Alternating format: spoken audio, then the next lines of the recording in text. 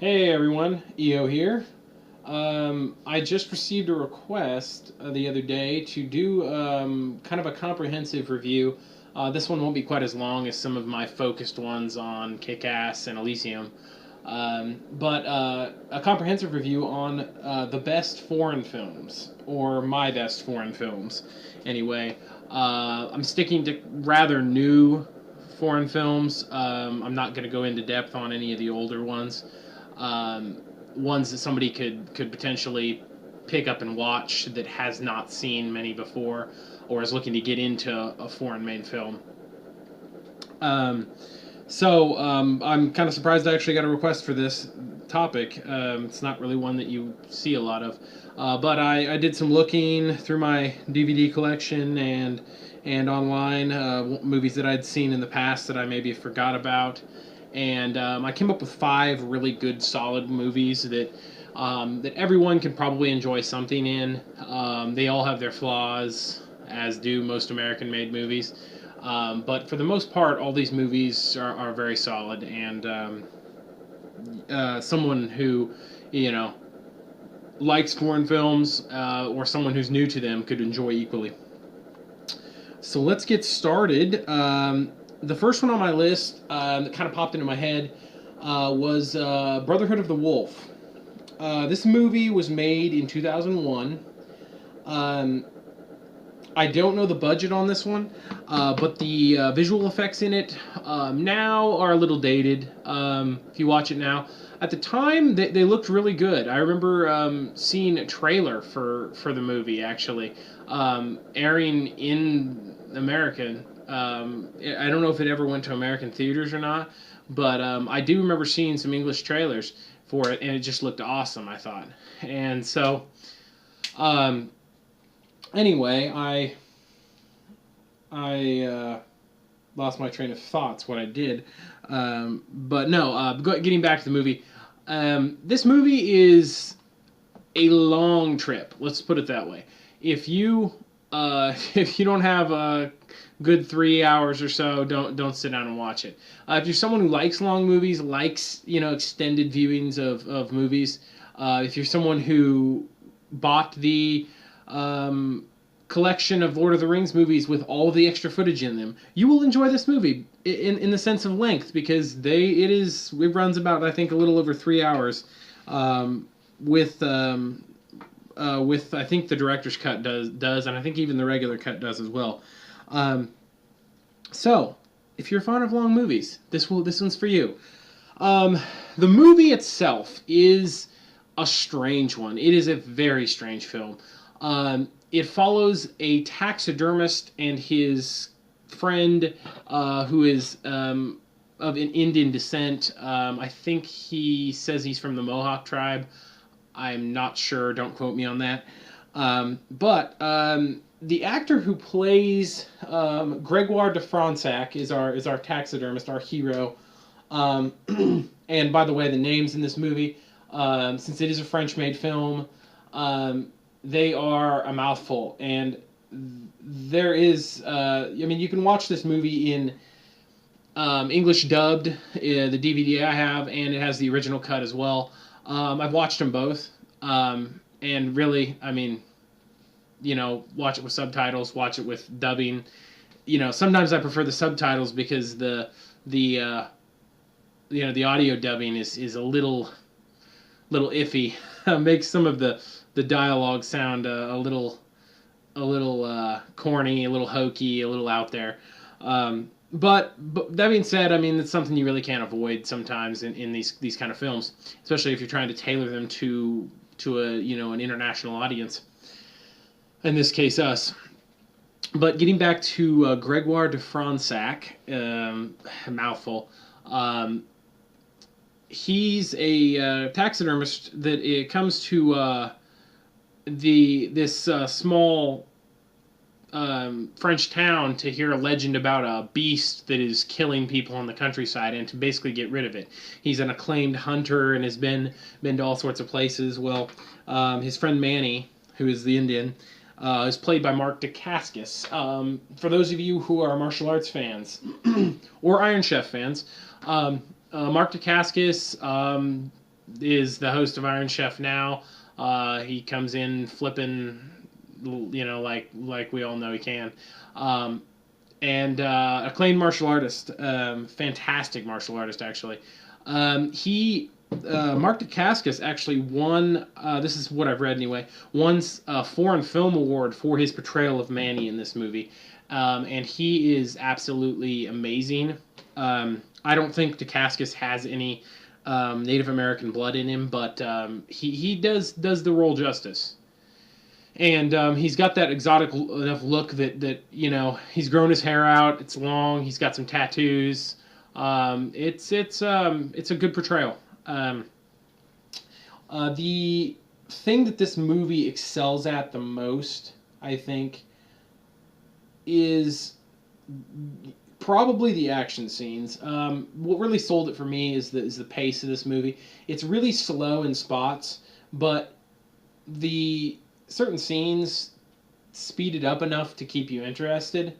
As I was just saying, the action scenes, the fight choreography in this movie is amazing. Some of the best I've ever seen. Some of the best filmography of an action scene. You do it the right way. You pull back and you let your martial arts trained actors do their thing. This is a fun movie to watch for anyone who's a martial arts fan. Anyone who likes a little horror, a little supernatural blended with some realism it's a mysticism in there. Is going to love this movie as well. Your villain is played by Vincent Cassel, who has made appearances in American movies such as Black Swan and Ocean's 12. Fantastic actor. Fantastic actor. And I dare say it that I think he may be better in his English films than he is in this film. It's an interesting way he plays this role in Brotherhood of the Wolf. But he's good. He's good nonetheless. Makes a good villain. And our other real acclaimed actress who is in this movie, who kind of steals the show in every scene that she's in, and not just because she is uber gorgeous, is Monica Bellucci. She plays a prostitute / spy for the British government, if I remember right. British Parliament or French Parliament, I'm not real sure there, but regardless, she's quite the spy. She befriends, I guess I use that term loosely, our hero Gregoire, and helps him along the way. It turns out that she is tracking whoever is controlling this beast and sending him out to do the killing. That's kind of ravaging the countryside and everything. So, anyway, good climax, excellent ending. It is a fantastic movie, and I'm trying to kind of not go into too much detail so I don't ruin it for anybody who's reading this. Didn't do the spoiler alert, so if I haven't ruined too much for you, so go out and watch this movie. It's fantastic. The next one on my list is excuse me, is The Raid Redemption. This movie came out, if I remember right, in 2011, I think. It's been a couple years now. This movie, I kept seeing write-ups on it around the net when it came out, reviews and such, and I mean across the board, I kept hearing from people. It's like, watch this movie if you're a fight fan. The story's a little loose, but I mean it makes up for it in its pacing and its action. I mean, if you can't tell by now, I love action films. I'm a martial artist myself, so I enjoy the concepts and the intricacies of fight scenes. This movie has it all. This movie is amazingly choreographed. Again, trying not to go into too much detail here. The trump card of this movie is there is a fight scene in this movie that I clocked it. It is around 10 minutes long, and it's broken up a little bit. Where the scenes flash to another character and then you come back and they're still fighting. But it is an amazing fight scene. The movie is very brutal. I will warn you. It is a little fanciful, as some action movies get. But for the most part, if you want a movie that is just fast paced, never slows up, watch this movie. The premise, I'll give you the quick premise here. A squad of SWAT-like officers basically set out to raid this building where all of this drug. It's basically a big drug compound, and go in and with the plans to take everybody out. And when I say take them out, I don't mean take them out in handcuffs. Um, Naturally, violence ensues. Not of really any actors that I recognized of note in this movie. I do know that the one of the main villains in this movie was just in the new Fast and the Furious movie. He played one of the bad guys in there, the martial artist. Can't remember what his name is, but he just appeared in that, so he's starting to get some recognition now. Movie's good. I would check this one out if you are a fan of martial arts movies.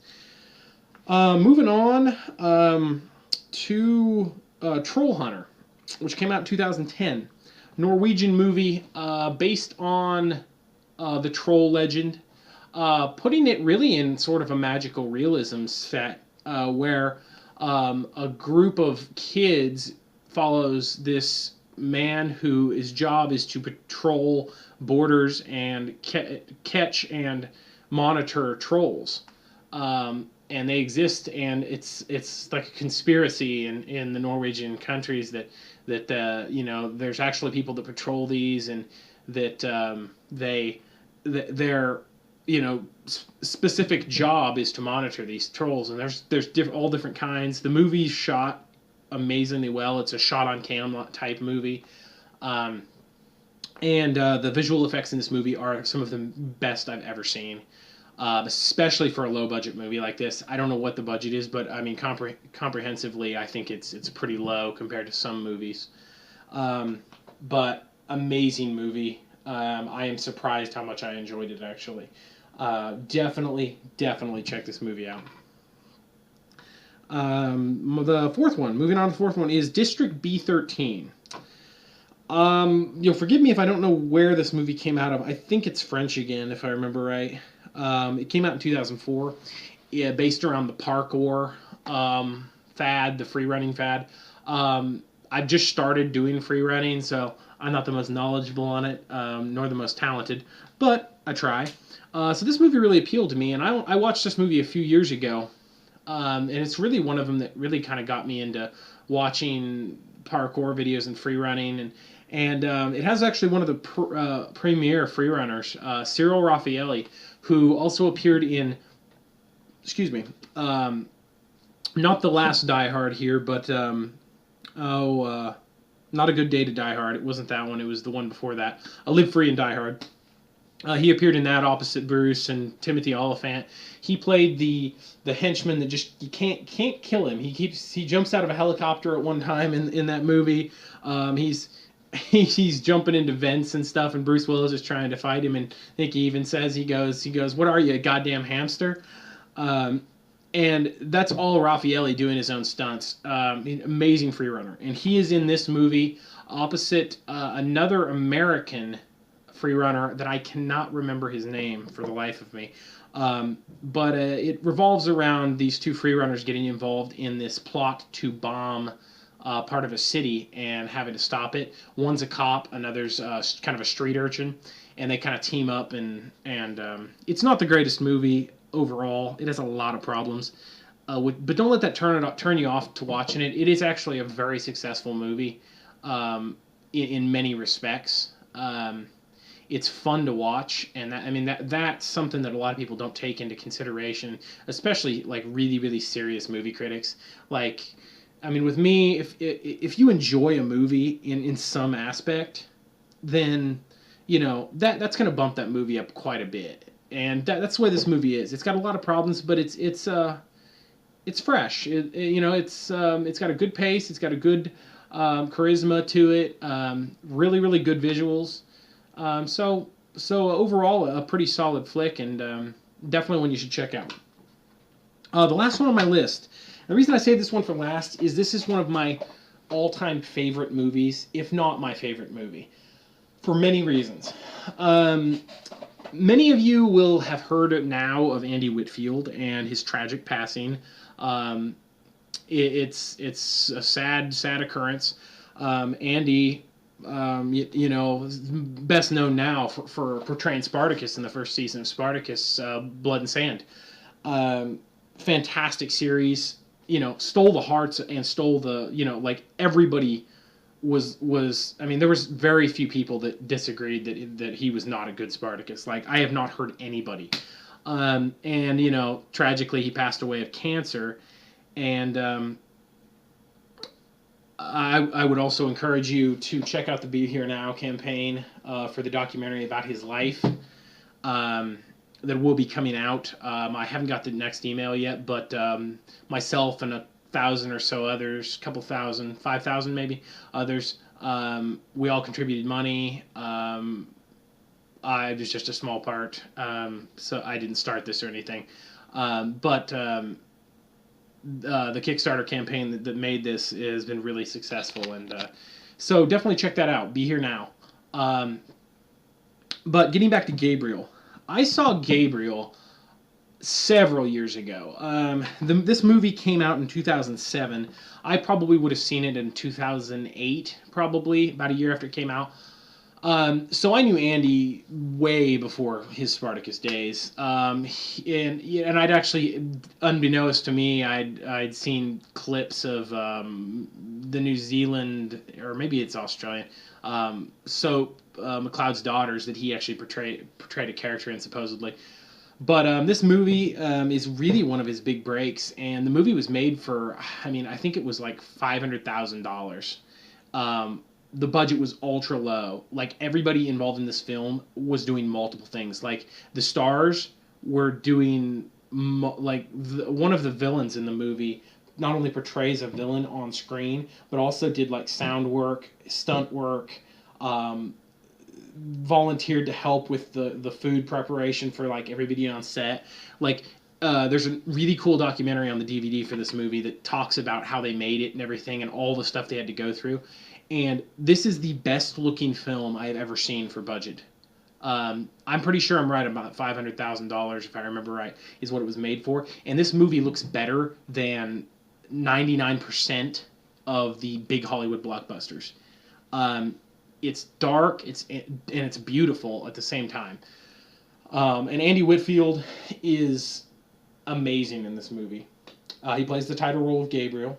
I'll give you the premise real quick. It follows the Archangel Gabriel, which these 7 angels are called arcs, which each one was sent to Earth, to this city, which you don't really ever get a name for. It's kind of a purgatory, I guess you could say. There's 7 arcs and there's 7 fallen, and apparently all of the other arcs are dead, and Gabriel's the last one. He's sent in to take out all the other fallen, and so it's him adapting to the city and to the human aspect of things, and basically, it's good versus evil in its purest form. But there's a lot more to do with this movie, and Andy Whitfield is one of the most human actors in this movie for playing such a strong character.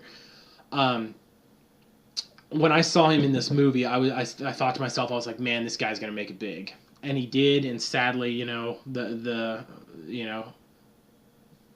cancer's a bitch. And so he was definitely taken from us too soon. But this movie it's a testament to how good he is, and the movie itself is just amazing. The visual effects in this movie are hands down some of the best. The fight choreography is decent.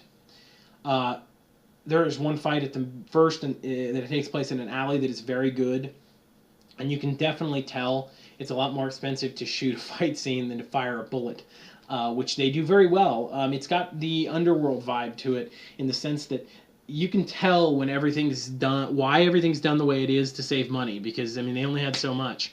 Um, Samantha Noble, who's at this time was, I think, probably the most experienced actor in that cast, or at least the biggest name in the movie, is not that great in this movie. I haven't seen her in much anyway. I've seen her in a few horror movies, and she's usually okay. I mean, and she's okay in this. She is okay. They don't give her a lot to work with anyway, but she's decent. Whenever Andy's on screen, he kind of steals the show from her. The actor who portrays Samael, the bad guy, who also portrays another character in there too, but I can't tell you because I'll ruin the movie for you, is phenomenal in his role. Actually, all the acting in this movie across the board is amazing. I'll just tell you. Even Samantha Noble's not that bad. She handles it well. She's fine. Her character's just kind of, yeah, you know. But this movie is, yeah, it's always been one of my favorites since I saw it. It's just a fantastic flick. Went straight to DVD, no theater release. And now, you know, I go to Walmart and you see it packaged in a 3 DVD box or set with Paul Bettany's Priest and Legion, and then Gabriel. And Gabriel's the best movie out of all three of those, and those other two went to American theaters. So, I mean, it really shows you the impact of this movie and the impact of Andy Whitfield. So, anyway, those are my recommendations. On a closing note, the reason I include Gabriel is it was made in New Zealand. It is a foreign flick, even though it is in English. There's no dubbing or anything like that. Which also, you know, it works to its advantage. I mean, it's a fantastic movie. So, anyway, check these movies out if you're a fan of foreign films. If you're just getting into foreign films, these are some definite good starters. And I will talk to you later. I'm out.